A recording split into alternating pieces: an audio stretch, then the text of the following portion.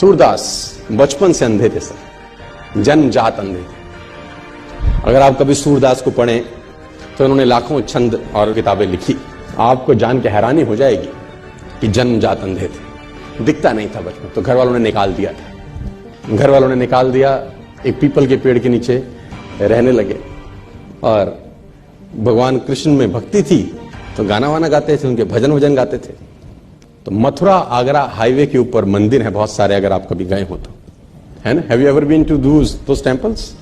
Mathura Agra highway है ना, वहां कृष्ण जी के बहुत सारे मंदिर हैं। वहां पर गुलाब के फूलों की माला मिलती है, जहां आपने देखे होंगे, है ना। Have you ever been? आप में से कोई गया है ना, गए हैं ना आप लोग? तो वो पीपल के पेड़ के नीचे बैठे रहते थे और वहां भजन गाते थे। तो किसी गुरु ने उनको बोला कि तू मंदिर जा, वहां गा।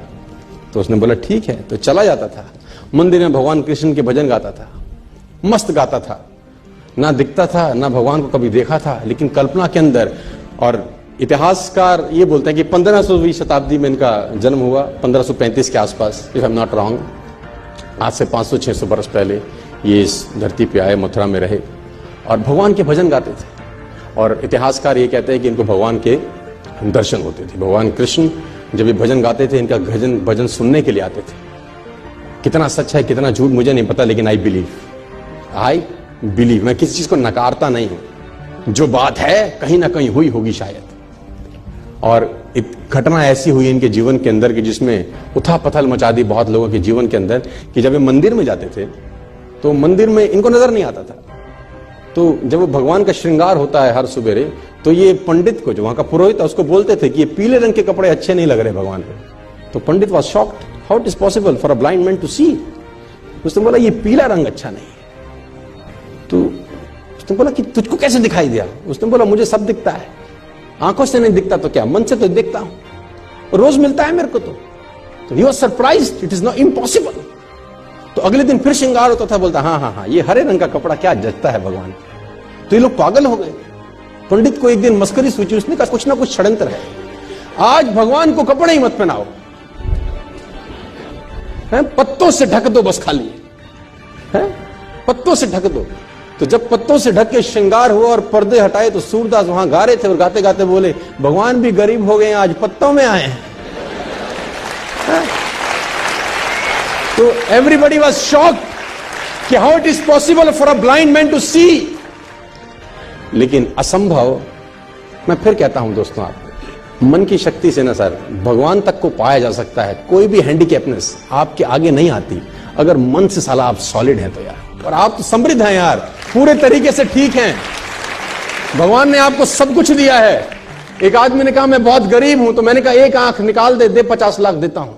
तो उसने बोला कैसी बातें करते हो? मैंने कहा गरीब है, गरीबी दूर करते हैं, और दोनों दे दे तो 1 करोड़ का सौदा हो जाए। उसने बोला नहीं सर, ये कैसे पॉसिबल है? तो मैंने कहा चल दोनों हाथ भी दे, 5 करोड़ और ले दे। तू तो कह रहा गरीब हूं, तेरी गरीबी मिटाता हूं। कह रहा ऐसे तो मैं बहुत अमीर हूं। तो मैंने कहा मैं भी तो तुझे बता रहा हूं कि तू बहुत अमीर है यार, तू क्यों ऐसा सोचता है कि तेरे पास कुछ नहीं है?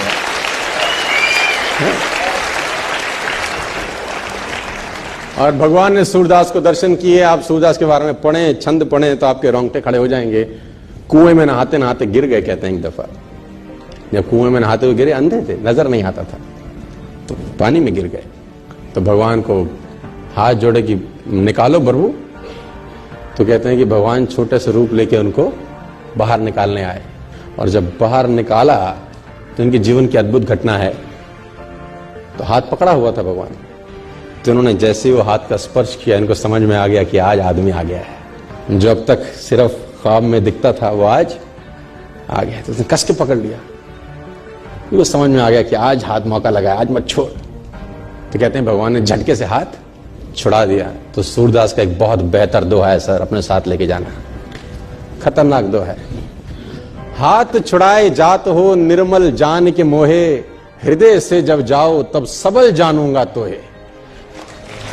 है ना, हाथ छुड़ा के तो जा सकते हो, है ना, आज मैं कमजोर हूं तो हाथ को झटक सकते हो, लेकिन दिल से निकल जाओ तब मानूंगा कि कुछ हो।